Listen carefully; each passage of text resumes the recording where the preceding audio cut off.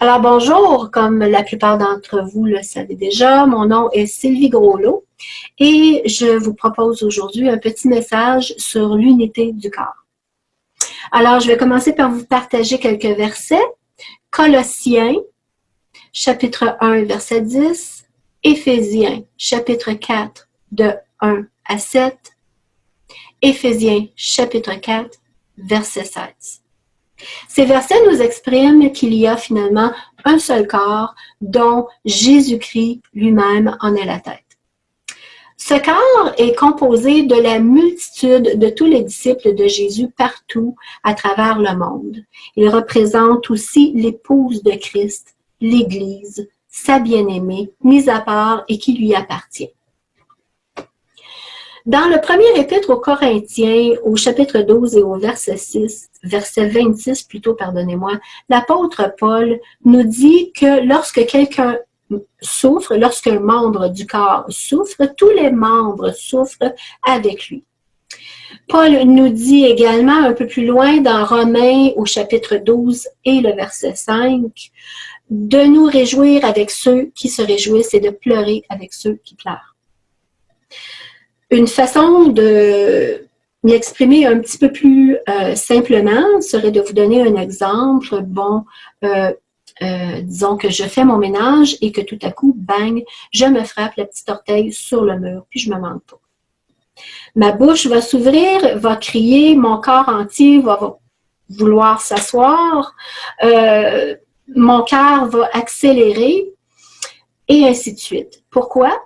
Parce que nous sommes en fait un réseau complexe d'une multitude de connexions, dont chaque partie, même les plus minuscules, sont parfaitement reliées, même si elles sont à différents endroits, jouant différents rôles. Alors, c'est la même chose avec le corps de Christ. Quand on a un corps en bonne santé, c'est que tout le réseau est bien connecté avec la tête, qui est Jésus, et fonctionne en harmonie. Si les signaux ne se rendent pas de la tête au corps, et c'est aussi vrai physiquement que spirituellement, nous avons un problème de paralysie. Et s'il y a insensibilité face à la douleur lorsqu'un membre se blesse, il s'agit de la lèpre et le corps va finir par s'autodétruire. Sommes-nous en santé en tant que corps de Christ? Sommes-nous bien connectés les uns aux autres dans son amour? Prenons-nous un soin particulier à ce qui est fragile, fortifiant ce qui est faible et participant à la souffrance de ce qui est blessé? Recherchons-nous l'édification des autres par-dessus tout, en prenant plaisir à l'avancement du royaume?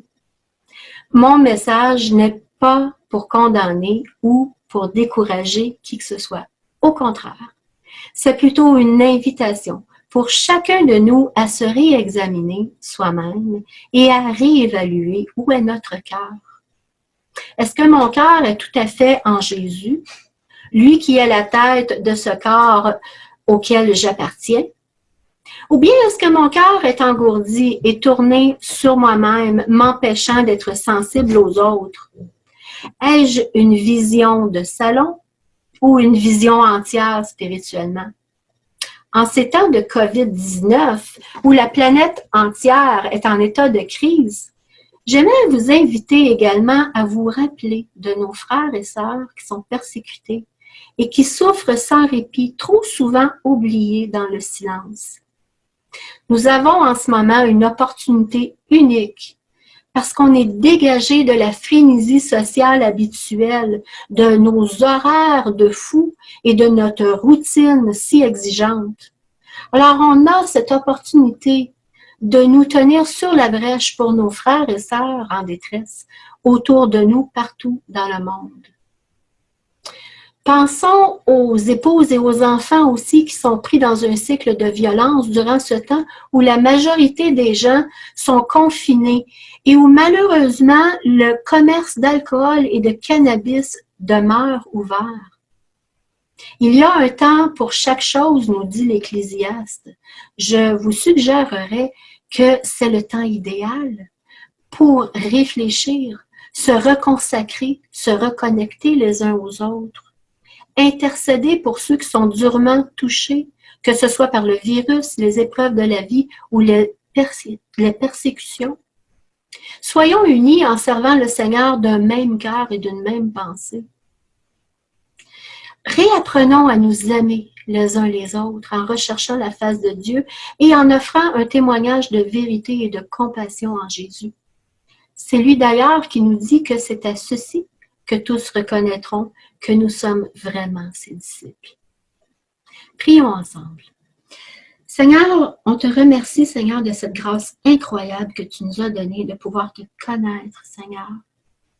On te prie, Seigneur, de continuer ton œuvre en nous et de nous accorder un cœur selon ton cœur. Donne-nous de briller, Seigneur, comme des flambeaux dans ce monde qui a tant besoin de toi. Et c'est au nom de Jésus qu'on te prie. Amen. Alors, merci d'avoir été à l'écoute et à la prochaine.